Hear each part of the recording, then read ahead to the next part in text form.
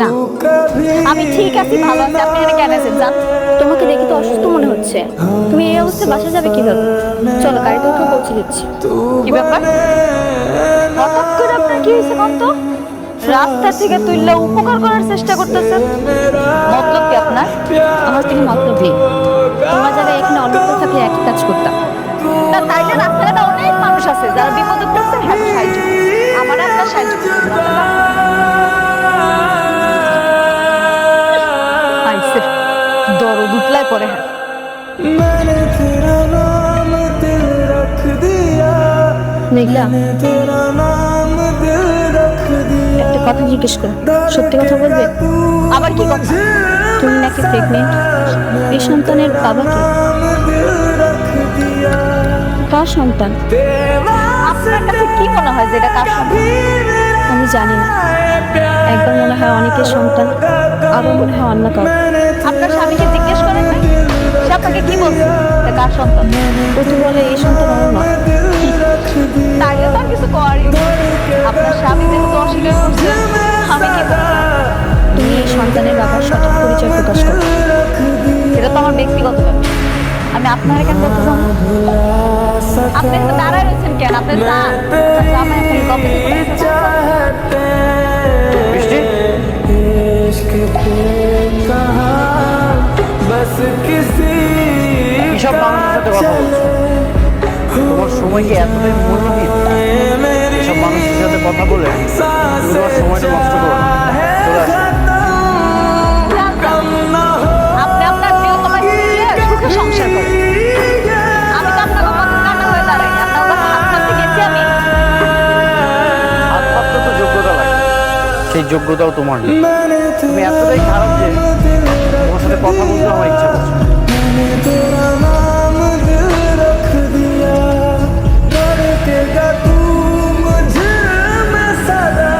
मैंने तेरा नाम दिल रख दिया, तेरे वास्ते कभी मेरा प्यार ना होगा तो।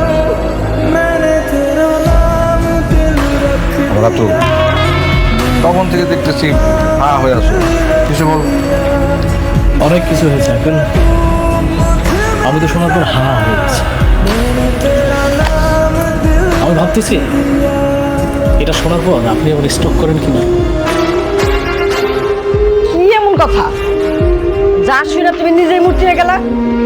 আপনারা মেঘলার আসল পরিচয় জানেন? আসল পরিচয় মানে? মেঘলা কোনো সাধারণ ঘরের মেয়ে নয়।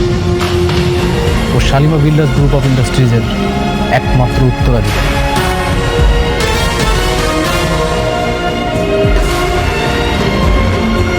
ও ছোটবেলায় হারিয়ে গিয়েছিল, আর বস্তিতে যারা আছে ওর পালিত বাবা।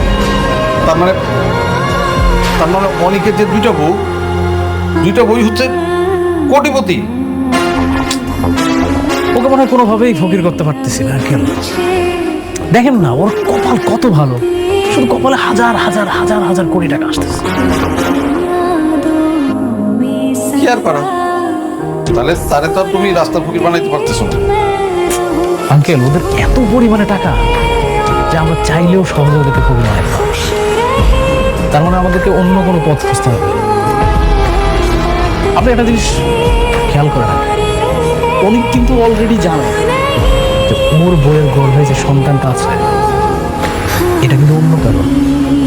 তার মানে ওদের মধ্যে কিন্তু অলরেডি একটা গ্যাঞ্জাম লেগেই আছে, আমাদেরকে শুধু একটু বাড়াতে হবে এটা।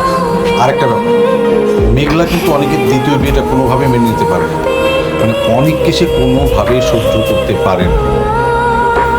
এই বিষটাই যদি একটু শুধু you are right uncle, you are right.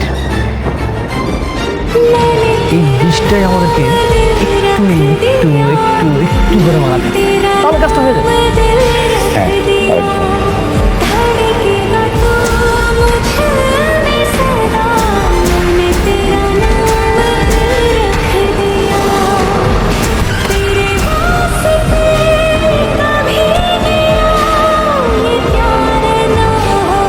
বস, কি করতে হইব?